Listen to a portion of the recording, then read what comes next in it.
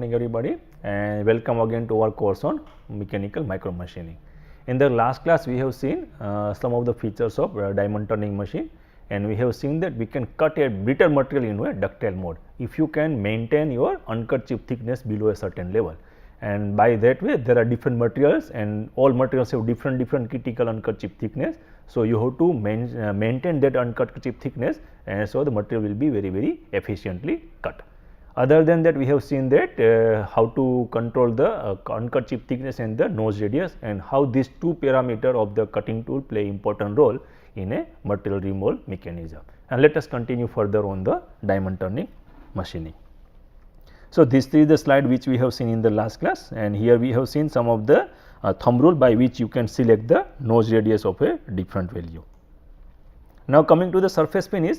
Now, surface finish we can also do this thing by a conventional calculation, that is mostly we use this calculation for measurement or the finding out the peak to valley height in a normal turning operation. So, this is what we are doing, and same thing is applicable for the diamond turning machining also, but here only difference is the our uncut chip that whatever depth of cut what we are putting inside, it is very small, and we are maintaining the cutting edge the nose radius very sharp. So, these are the two parameters which play important, that is the feed rate per revolution and the nose radius, and you can find out this h, that is the peak to valley height, by this particular formula, that is f square by the 8r. So, this is the way we do that calculation. You have to do cutting, because we have seen in the diamond turning mostly we are doing facing operation only, not the turning operation. There are some application where we need some type of features on the surface of the cylinder only, but most of the features are on the face of the cylinder, not onto the surface of the cylinder. Right. So, diamond turn machine surface is produced by moving the cutting tool across the surface of the turning component. It always have some periodic surface roughness. Now, we know that surface roughness whatever we are getting here, it is a at the nanometer level, but even at nanometer level you cannot avoid these particular things, right, because ultimately it is a physical contact. So, whatever you are getting here at this particular thing, this may be the tens of nanometer, but still you will get this thing, because if you see under high magnification microscope, you cannot avoid this.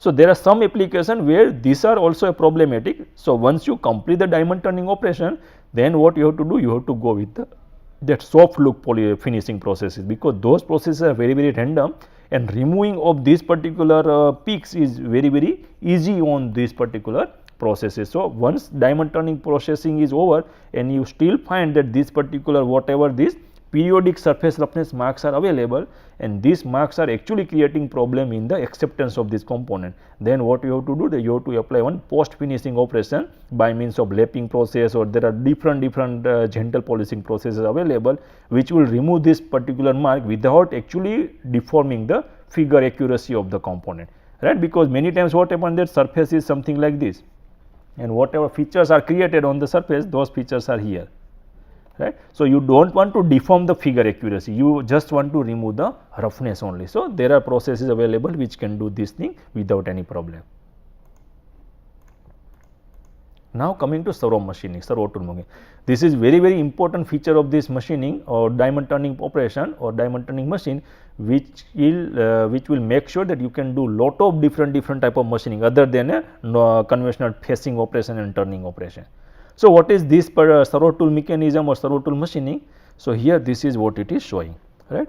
So, here the workpiece is mounted on the C axis. So, this is our workpiece, and this is the whole C axis actually move in the x direction, and our Z movement is here, and the servo tool option is mounted onto the Z direction. So, this is now what is the servo tool option. So, how fast you can move this thing in towards the workpiece, and how fast you can retract this thing.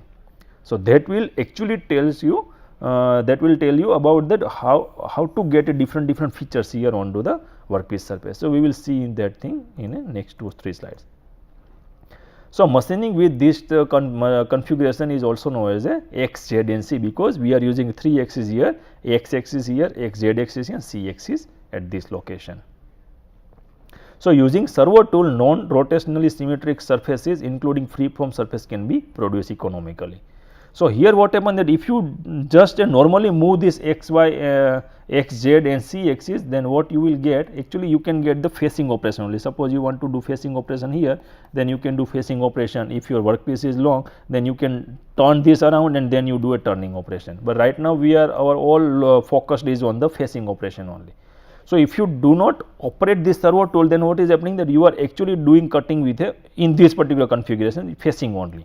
Then different materials available, different diameters available, you can do that operation, but this thing is little bit different.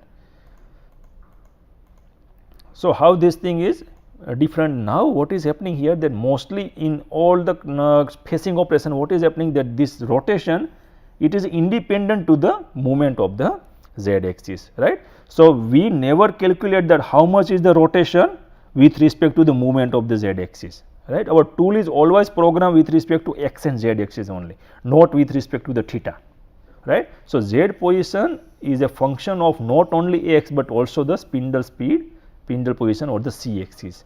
So, now here what it is showing that if your workpiece is rotating with a theta 1 and theta 2, how much is the placement or how much is the displacement of your tool, that is starting from x1 z1 to the x2 z2.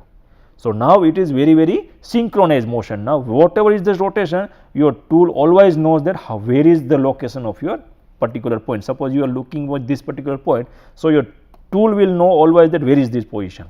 So, if you want to do machining at this location only, and if you want to rotate your workpiece with a high RPM, suppose you are rotating it at 10 RPM only, let us start with the low RPM. So, when this particular point comes to this location, at that time only your tool will go inside and do cutting, and then again quickly it will retract from this surface, right. So, that is the at a low RPM. Now, consider you increase to the 100 RPM, right. When you do that 100 RPM, your point will quickly reach to that location because it is rotating at high RPM. So, response of this particular servo mechanism should be also very fast. So, at that time there are two different methodology by which you can do, one it at a very low RPM and one is at a high RPM. So, our what is the meaning or what is the objective of this thing, that your position of your workpiece in a rotational direction is always known to the tool. So, that is why it is called the servo tool mechanism, right. So, what is the application? The laser mirrors, ophthalmic lenses, lens mold. Now, we have seen one of the videos that the molds were created at a different locations, right. So, there were different molds were created here at this location and this location. So, at that time what was happening, that whenever you are reaching to this location, your tool will do machining here, then there is off time here, so tool will retract it, and again this location will come to this location, then again tool will interact at this location, and then it will move in the x direction also. So, to once this circle is over, then it will look into this circle, then this circle, like that, right. So, these are the different lenses which are not actually the facing operation. You cannot create this type of things by facing. We will see some of the examples. Right. So, again similar to that, but same figure is there, but now here that is the thing that whenever it is rotating here, now you can see these are the two dimples available. So, your machining will be done at these two location only. Now, how do you know that when this location is coming to this part, then both the things, whatever you are moving is Z and then your RPM, these both things are actually coupled or integrated. So, that is the only way you can actually find that when your particular location is coming to that particular Z position, and then your tool will actually go quickly in that, do machining and then quickly come back after that. Right. The first thing is the slow tool servo, right. So, rotatory axis is generally velocity controlled. That is what we do, that whenever you rotate, you generally look around the RPM only, we do not look around other than that what is the position. But in this particular slow slide rotatory axis, our spindle is actually position controlled, right. So, these two words are very important to understand, velocity control and the position control. Velocity control, that means you are looking about RPM only, and position control, that means in within the RPM, that what is the theta, how much theta you have rotated, right. So, this particular linear distance is very important to under, that means whatever this the arc is there, so how much is the arc. So, that is called the position control. That is useful in both the case, slow tool servo as well as the fast tool servo. But let us start with the slow tool servo. So, you should know that what is the position of your particular location on the workpiece, and that is why it is called the position controlled. Right. So, this is what is happening in the workpiece. So, this is your this is your cutting tool, this is your workpiece. And now whenever your workpiece is rotating, this particular thing will actually move sinusoidal way. So, this is called the z axis oscillation. So, by oscillating this particular thing, now at which amplitude and which frequency you are oscillating, that will actually be controlled by the two things. One is the slow tool servo. Slow tool servo means that your amplitude is more, but your frequency is less. So, that means you can go more into the depth, but you can actually cannot do same thing very at a high frequency rate, right, because the whole things are different in the two different systems. So, let us see that. Right. So, 3D machining is performed in a polar or the cylindrical coordinates. Now, what is happening that earlier we are not worried about the what was that position in theta, but now theta is very important in this case. So, to make sure that your tool is knowing that theta, then it should actually work into the cylindrical or the polar coordinate. So, what is happening, the x, y, z actually it is translated into r theta in the z axis. So, that is the only way by which you can get the things done by for this particular process. So, machines z slide as the oscillating axis. So, this is the way it will oscillate in the z axis. So, here what is happening, that whole thing will oscillate. So, this z slide. So, whatever is this z slide. So, this whole thing is the z slide. So, this size is very big and it has also some weight. So, if you want to move at a very faster rate, that is not possible, right, because you cannot move a very high inertia component to a such a high frequency, but you can give a more amount of depth, that is called the z movement. That is what is showing here. Now, let me show you that video first, that what things are there.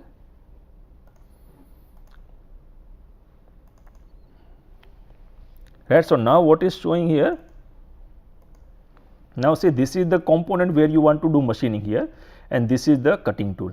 Now, you can see the whole table is moving, and depending on that movement, depending on this rotation, at one particular instant only your tool is coming into contact, rest of the time it is coming back, right. So, you can see that at one location only it is coming in contact. So, by that way you can actually do machining at a one particular location, not all over the cylindrical surface. So, this is the one example and this is the tilted parabola. This is also one example. Now, you can see that how you can do machining on a tilted. So, now here the objective is that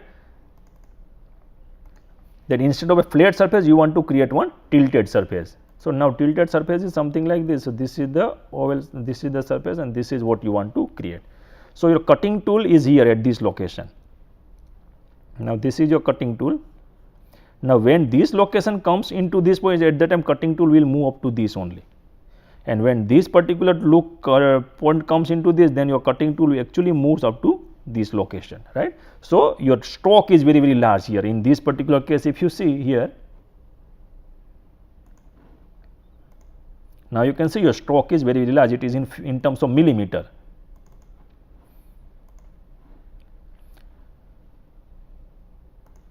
Right. So, when you want to do that thing, then what happens, that you are completely moving the z slide. So, at that time you can get a very large amount of stroke. So, this stroke is very important for doing different type of operations.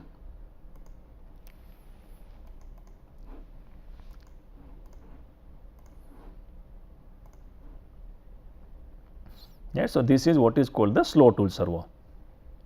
But what are the problems here, that there are some advantages also, some disadvantages also.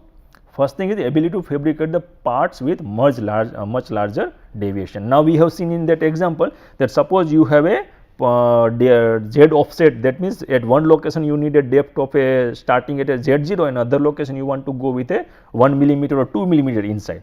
So, at that time your deviation is very large. So, at that time you can do with this particular slow tool servo. So, that is the advantage. Large deviation part can be machined very quickly, machine very efficiently, not quickly.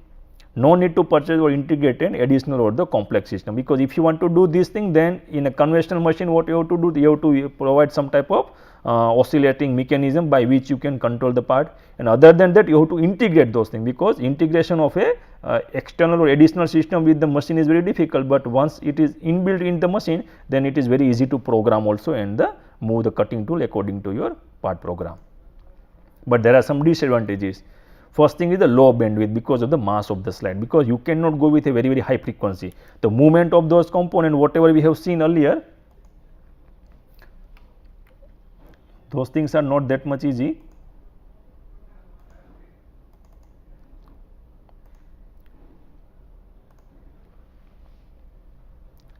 Right. So, first thing is the low bandwidth, whatever we have seen, that our component was this one, and then we are moving this our cutting tool from here to here. So, at that time, suppose you are rotating at a very high speed, then you cannot actually frequently move this thing here and there. That is the big problem. So, you cannot operate at a very high frequency. That is the problem, because whole mass is very difficult to move because of its weight. Now, that limits the cutting to slow spindle speed, because we have seen the cutting speed was very small at this location. So, what is the problem because of that, which can be degradation of the surface finish due to more normal spindle speeds of a few hundreds of RPM.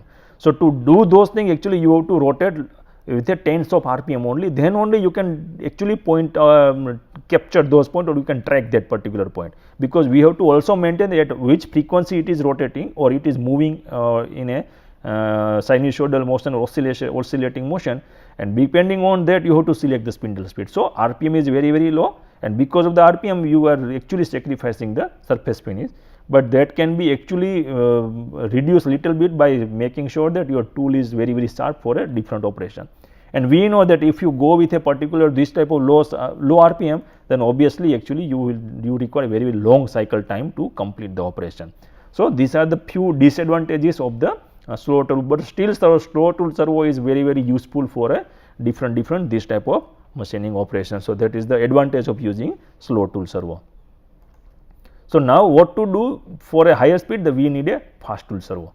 So, now only difference thing is that now your tool is moving at a much faster rate in a to and fro motion, but now there are problems, because once it is we call it a faster rate. Now, same example. So, this is your workpiece and this is the thing. Now, earlier case this was the, consider it was a 5 millimeter, let us say 2 millimeter, right. So, at that time we were using it, but with a 2 millimeter and this particular combination, actually this is not fitting well, right, because when you are telling fast tool, that means it is moving like a this way, and when you told consider as a slow tool servo, then what is happening, that it was moving like a something like this, right. So, within this thing it may actually complete only more 1 or 2 only, but what is important, this amplitude is very important here, and another thing is the what is the bandwidth. So, these two things actually make the system different. So, fast tool, what is there, you have a small amplitude, but you have a large frequency. So, if you control this thing in a 0.2, then this particular thing is now correct, right. So, this deviation is only 0.2, then now you can do, you have to move with a 200 micron only. So, if you want to move with a 200 micron, then it is very easy, you can quickly do machining of a different type of component at a high fast tool servo, right. So, a tool is mounted on an auxiliary axis that perform the sine wave type oscillation. Now, earlier case what we were doing, that our whole slide was moving, so you were not requiring any type of auxiliary axis, but here this auxiliary axis is very important here, because we want to move to a very small movement, then you have to mount something on the slide, and then slide, that is called auxiliary axis. On the auxiliary axis you are putting the tool, and what you are using for movement typically is the piezoelectric or the voice coil motor is used for movement of the auxiliary axis. So, this is what it is showing. In earlier case what was that, this was the slow tool servo, right. So, this is the your z axis was the slow tool servo. Now, this whole thing was moving here and here, but now your stroke length is reduced, but your frequency is increased. So, setup remains same, but what is we are doing, that we are adding this additional component here, that is called the auxiliary axis, and this auxiliary axis is actually independently working by means by a piezoelectric motor or the voice coil motor. So, by that way you can actually do a machining of a very small component here, because now the size and the depth is also very small, then only you can do cutting, bigger size you cannot cut here. So, let us see that example also.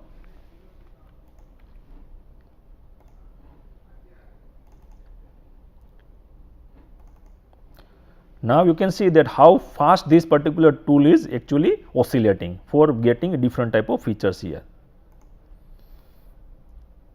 And you can see the RPM is also comparatively high in the compared to the slow tool servo. This is the speed at which it is moving.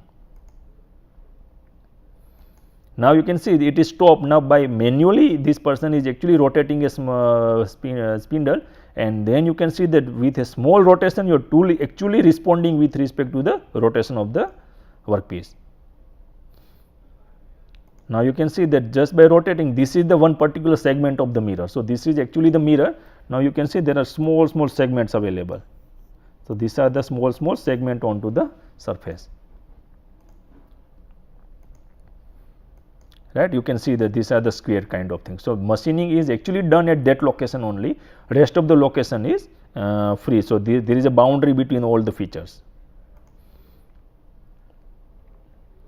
Yes, so this is the way you can actually do machining of a different features by using fast tool servo.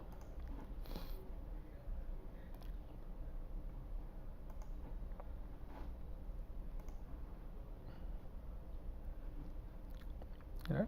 So piezo actuator is a kind of a short stroke actuator. So why do you need short stroke actuator? Because now say that these features are very small. Now you want to create this type of lenses here, many location.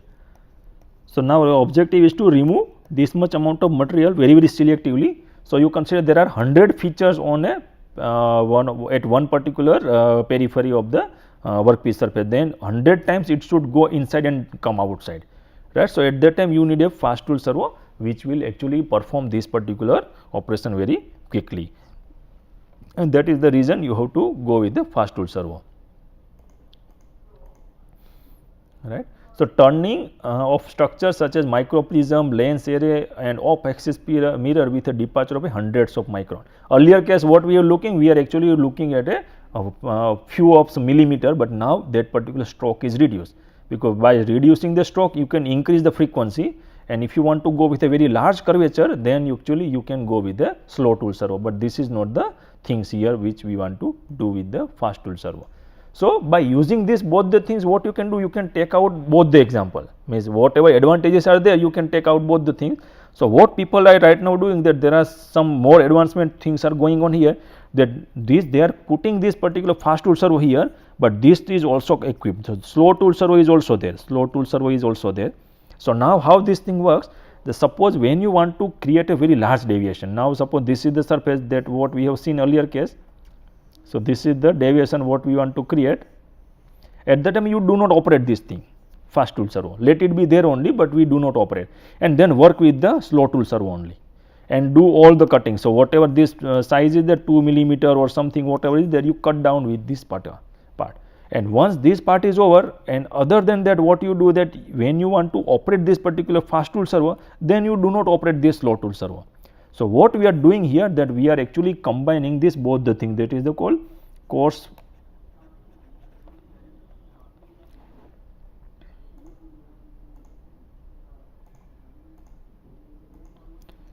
movement plus fine. Right. So both the things we are actually integrating in the single system. So now you can know, you can see that you can get the advantage of both the things. You can actually do machining of a very large step here, that means whatever is the inside cavity is there, and you can do cutting with a fine features also when you want to do, and you can combine both the things also, right. So now suppose you have one example here, suppose this is the surface, and now you have small features on this surface, right. So you can actually synchronize both the thing, that this particular tool is located here and then it is going inside, and at that time that is this motion is by the slow tool servo, and for machining of this particular small feature, this is called the fast tool servo. So by these two different ways actually you can do you can get the advantages of fast tool servo and the slow tool, but this becomes more and more complex because programming is not that much easy. When you are adding each and every one by one axis, then programming also becomes very difficult, because just writing a program with a 3 axis is not very big thing, but as soon as you put the 4th axis, 5th axis and 6th axis, then controlling all the things, and you should have machine and the software interface, everything should be capable to handle this type of program, and that is the problem sometimes person who is operating this particular machine may encounter. So, that is the reason that working with both the things will create a one type of tandem things, but every time it is not enough for making the thing, because you have to see the programming efficiency and the expertise of the person who is handling this machine. So, now let us see some of the small things, that optical tool setting system, that these are the some of the systems available where you can do tool setting, because now this microscope will give you the complete idea about the what is the geometry of the cutting tool and whatever things you want to maintain with respect to the workpiece. So, that is the thing. So, it on screen viewing of the diamond cutting edge and aids the operator in placing the tool on the center of the workpiece spark spindle sense system. So, that is very important, because we know that we are looking at a micron scale here. So, by naked eye you cannot actually fix the thing, right. So, you need some optical or some type of high magnification microscope, so that you can do this thing much better way. It includes the kinematic mounting mechanism and Windows based tool setting software for automated measurement of tool radius during calculation of the tool center line in position, because even if it is integrated, if you want to do manually, then it is again a time consuming and not correct. So, it is actually the integrated with the Windows system software. So, just by giving the command of movement in x, y, z direction, it will actually actuate your cutting tool at that location, and that pressure, that movement should be also in sub-micron level, so that you can actually find the exact location of the cutting tool with the workpiece system. And light array is available, because this light is very important, because whenever you are working with a negative rake angle, when you want to do machining of some type of brittle material, highly brittle material, at that time you have to see that where you are looking at, right. So, when light is just not passing through the surface, we have flat surface and your light is passing here, then it is not an issue, but when your surface is something like this, at that time you can finding out this location is very difficult if you do not put the light. So, this particular light will make sure that light is actually passing through the all the location, and your tool is completely exposed, and you can do all the measurement before machining and after machining. And there is the micro height adjustment of the tool holder. So, this is also one of the thing, because now this thing will make sure that you are actually maintaining the height. Earlier case it was used for maintaining of the other feature, but this one is very important in this case, that you have to maintain the height also. Now, our workpiece is located here, and we want to maintain the we want to go to this location. So, coarse movement you can give, and then fine movement you can give by this particular tool height. So, it has both the thing, that micro at the and the macro level also you can do adjustment, so that you are actually reaching to the same location. That the micro height adjustment tool holder is used for mounting single point diamond cutting tool on the Z carrot. So, flexural design maintains both the tool rack angle and the X position during the height adjustment. So, this is called the flexural mechanism, whatever this thing is there, right. So, this whole thing actually maintain, because whenever you are moving here and there, and if it is too much rigid, what is happening, that you are actually sometimes sacrificing the location of this both the thing, the rack angle and the X position during the height adjustment, right, because whatever you are doing, you are actually maintaining the Z motion here. This is called the, now suppose this is your workpiece, this particular movement is called the Z, wherever you are moving in the no, this is called the X axis whenever you are moving on the surface of the component, but when you are going in depth wise, that is called the Z motion.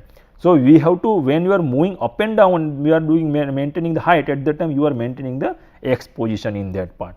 So, at that time you have to also make sure that what is the X position on the workpiece and what is, where is your rack angle, tool rack. So, at that time you have to maintain both the things. So, because this is whatever it is showing, when you are looking from the top, this is the surface, and when you are looking from the side, this is the surface. So, in both the way you have to see that you are actually fixing to the same location. So, this flexure mechanism actually very important, and that will not create any problem in the fine tuning. And coarse and ultra fine vertical adjustment mechanism can be possible by this particular system. So, now let us go to the summary of this technology. That now let us summarize what things we are employing into the DTM machine, and most of the thing you can see that these things are actually used for the micro machining center also, right. So, ground base mostly it is vibration isolator is required, so that you cannot get any vibration from the floor. Bed is the synthetic granite, that is polymer granite, what we have seen in the micro machining. Guideways are the hydrostatic bearings, because the hydrostatic guides were important to move the large amount very heavy load, that is mostly the z axis. Spindle is aerostatic spindle because we have to rotate with a very high precision. Tool post is a flexural mechanism, just now we have seen it. Compensation of the slide error and non-symmetric object, that is why we use slow tool servo mechanism and the fast tool servo mechanism.